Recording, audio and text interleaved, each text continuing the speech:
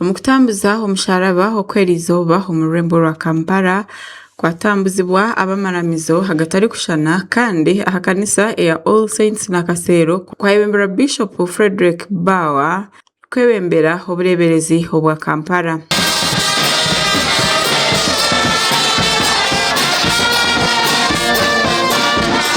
Abatandika okutambuza omuhanda gw'Omusharaba babanzana n'okushabira orugendo orubarazemu kugira ngo rubabere rurungi.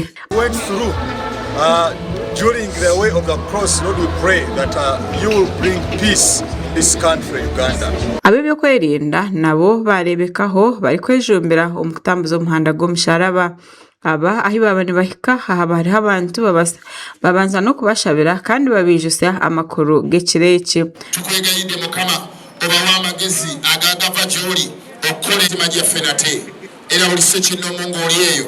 Okutambuza Omusharaba kwayitabwamu abantu batari bamwe na bamwe abashoborora ahaki bari kumanya aha mugasho ogw'ekireki. Being a part of the way of the cross, and I'm praying that God gives us a successful day in this day as we move in the way of the cross, and that our people shall change and listen to the message of the way of the cross. Mbula kujukira Yesu nga bwe yanfiira ku musaraba bwe ntakola ekyo mba nkola kimunsi muno. Njagala kubabuulira abantu bonna batuuliriza babataze kujoyininga wano olunaku luno lukulu nnyo singira ddala mu Uganda eno kubanga Yesu bwe yajjira kufiira abantu ku musaraba. Ori kurira ekibiina ekiri kugiita enyikiriza zona omwihanga echa Uganda Episcopal Council kandi ori Bishop wa Diocese ya Mityana Anthony Zwa yaburira aha mico mibi eyerisize nkuri ari kugira ngo obutemu okutuntuzibwa kw'abana n'abantu bakuru otireho na n'entaro nibyeyongera bwashesha bwira. Why murder old people? Is it because they are working hard? We have read in papers and so on, some elderly people in old age, they continue working hard. Let us talk of people up country. We are all created in the image of God. Why discriminate one against one another? Is that peace?